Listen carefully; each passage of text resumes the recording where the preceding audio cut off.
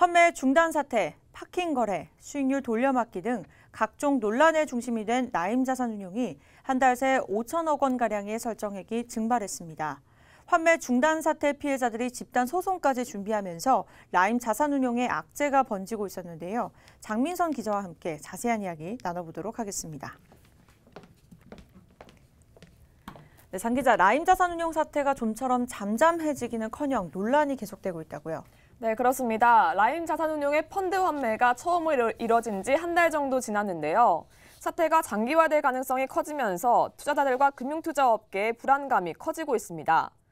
환매 중단 사태뿐만 아니라 파킹 거래, 수익률 돌려막기 등 각종 의혹이 추가로 제기되면서 금융당국도 라임 자산운용에 대한 감사에 돌입하는 등 사태가 좀처럼 진정되지 못하고 있는 상황입니다. 네, 앞서 발생한 라임 자산운용의 환매 중단 사태 간단하게 설명해 주시죠. 네, 이번 사태는 지난달 14일 국내 사모펀드 업계 1위인 라임 자산운용이 투자금을 제때 지급하지 못하는 환매 중단을 선언하면서 시작됐습니다. 라임 자산운용은 앞서 총 3차례 4가지 펀드에 대한 환매 중단을 발표했습니다.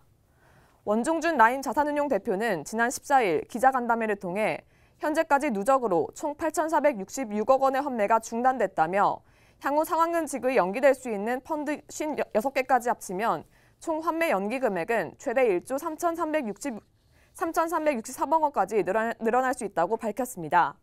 당시 원종준 대표의 발언 직접 들어보시죠. 스무스업대로 고객분들께서 가입하신 간사 펀드 환매가 연기된 상황이 발생했습니다. 고객분들의 투자 자금을 원래 스케줄대로 상환금일지에 입금이 된 점 다시 한번 진심으로 사과드립니다. 이번 환매 연기 사태로 판매사 및 금융투자업계 신뢰를 저하시키게 된 점에 대해 저희는 정말 죄송하게 생각하고 있습니다. 네, 이러한 상황에서도 악재가 또 발생했다면서요? 네, 그렇습니다. 라임 자산운용에서 최근 한 달 새 5천억 원가량의 설정액이 증발한 것인데요. 4일 금융투자협회에 따르면 지난 9월 30일 기준 라임 자산운용의 전체 설정 잔액은 4조 9,145억 원을 기록했습니다. 기준일 한 달 전인 5조 3,713억 원보다 8.5%나 줄어든 수치입니다. 라임 자산운용의 순자산은 지난 7월 말 5조 7,217억 원으로 최고치를 기록하며 전문 사무운용사 중 신기록을 세우기도 했었는데요. 하지만 라임 자산운용을 둘러싼 각종 논란이 불거지며 8월 말 5조 3,713억 원으로 내려앉은 뒤 9월 말 결국 4조 원대로 내려오게 됐습니다. 라임 자산운용의 펀드 수익률 돌려막기, 전환사채 편법 거래 등 의혹이 불거지며 자금 유출은 늘고 유입은 줄어든 탓으로 분석됩니다. 네, 여기에다가 피해자들이 집단 소송 움직임도 있는 것으로 알려졌는데요. 현재 상황은 어떨까요? 네, 라임 자산운용 사태의 피해자들은 집단 소송을 준비하고 있습니다. 라임 자산운용의 펀드 환매 중단 사태의 피해 규모가 계속해서 늘어나고 있습니다.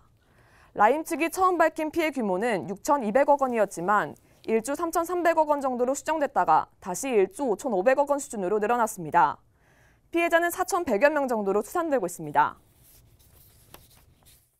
만약에 올해 말이나 내년에 원금 손실이 확정되면 그 경우에는 운용사인 라임 자산운용 같은 경우에는 그러한 펀드를 운영하면서 아까 말씀드린 불법 파킹 거래나 횡령 배임으로 인한 불법적인 행위가 있으니까 불법행위 책임을 물을 수 있고요.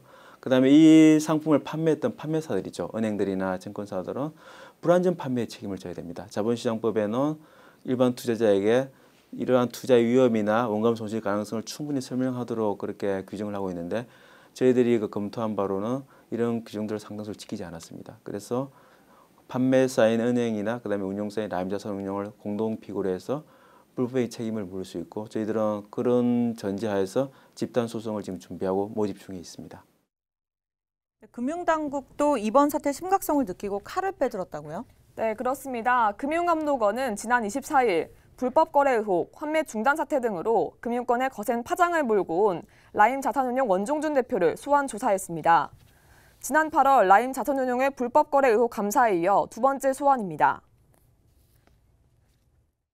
라임 자산운용이 최근 사모펀드 시장이 규모가 커짐에 따라 아마 영업실적 압박 때문에 상당히 유동성이 약한 그런 부분에 좀 매단인 펀드 쪽에 투자를 많이 함으로써 아마 자금 운용에 어려움이 생긴 것 같고요. 그 과정에서 횡령 배임 이슈라든가 그다음에 파킹 거래 같은 불법적 요소로 자금을 운영을 한 그런 정황들이 금감원조사에 드러나고 있는 것 같습니다. 윤석헌 금융감독원장은 지난 21일 국정감사에서 라임 사태와 관련해 전수조사할 것이라며 등록 요건에 맞지 않는 등 절차에 어긋날 경우 퇴출 등 조치가 가능하다며 강한 수준의 제재를 시사하기도 했습니다. 이후 금융당국이 라임자산 측에 대출을 지원했거나 펀드에 투자한 저축은행 79곳을 전수조사하며 긴장감은 금융권 전반으로 확장됐습니다. 실제로 금융당국에는 라임자산운용의 펀드를 판매한 판매사들의 민원이 늘고 있으며 이와 별도로 판매사들은 라임자산운용 전담 조직을 구성하는 등 환매 중단 대응책을 마련 중입니다. 가장 마음을 졸이는 건 운용사와 판매사를 믿고 투자한 투자자들이 아닌가 싶습니다. 아무쪼록 사태가 장기화되지 않고 문제가 원만하게 해결되길 바라겠습니다. 지금까지 장민선 기자와 함께했고요. 수고하셨습니다.